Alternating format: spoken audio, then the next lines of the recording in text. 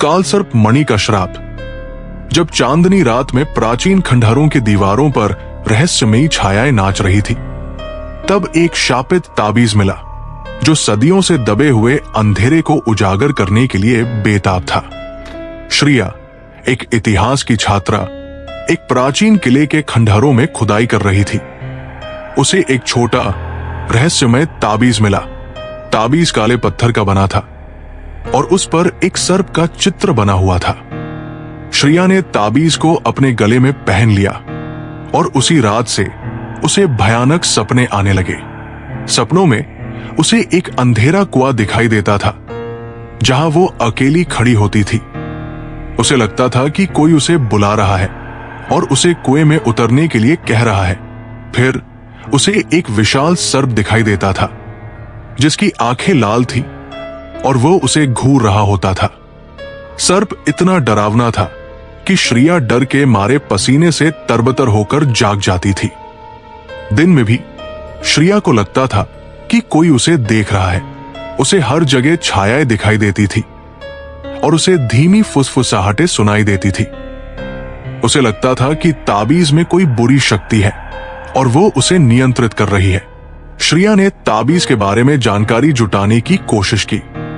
उसने प्राचीन ग्रंथों और किंवदंतियों का अध्ययन किया और उसे पता चला कि यह ताबीज एक शापित ताबीज है जिसे कालसर्प मणि कहा जाता है। किंवदंती थी कि कालसर्प मणि में एक दुष्ट सर्प देवता की आत्मा कैद है और जो भी इसे पहनता है वो आत्मा उसे अपने वश में कर लेती है। श्रिया डर गई। उसने ताबीज को उतारने की कोशिश की, लेकिन वो ताबीज को छू भी नहीं पा रही थी। ताबीज मानो उसकी त्वचा से चिपक गया था। उसे एहसास हुआ कि वो कालसर्प मणि के बंधन में फंस गई है। श्रिया की मानसिक स्थिति बिगड़ने लगी। उसे लगने लगा कि वो पागल हो रही है। उसे हर समय सपने दिखाई देते थे और उसे लगता था कि आत्मा उसे अपने वश में करने की कोशिश कर रही है। उसे लगता था कि वो अपनी पहचान खो रही है और वो आत्मा का गुलाम बन रही है। एक रात श्रिया ने सपने में देखा कि वो एक प्राचीन मंदिर में है। मंदिर के गर्भगृह में उसे कालसर्प मणि दिखाई दी जो एक वेदी पर रखी हुई थी। वेदी के चारों ओर सर्प मंडरा रहे थे और वे उसे कालसर्प मणि को छूने के लिए कह रहे थे। श्रिया ने डर के मारे कालसर्प मणि को छुआ और उसी पल उसे एक तेज दर्द महसूस हुआ। उसे लगा कि उसकी आत्मा उसके शरीर से अलग हो रही है। फिर उसे एक गहरी शांति महसूस हुई और उसे लगा कि वो सर्प देवता के साथ एक हो गई है।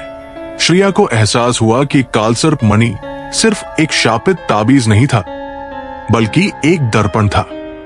ये दर्पण उसके अपने गहरे भय को प्रतिबिंबित कर रहा था।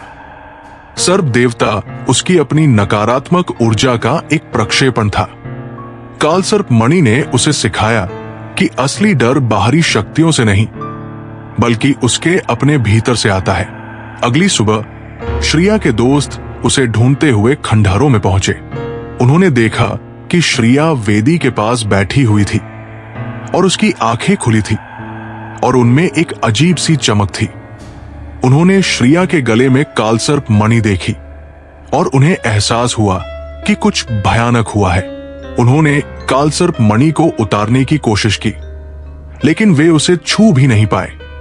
उन्होंने गांव के पुजारी को बुलाया और पुजारी ने बताया कि कालसर्प मणि को नष्ट करना असंभव है।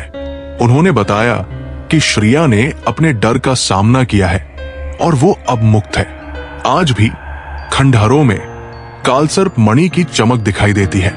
गांव वाले खंडहरों से दूर रहते हैं और उनका मानना है कि श्रिया की आत्मा अभी भी वहां भटक रही है और कभी कभी रात के सन्नाटे में खंडहरों से धीमी फुसफुसाहटें सुनाई देती है और एक विशाल सर्प दिखाई देता है जो अंधेरे में घूरता है। Subscribe Fear Fuse for more.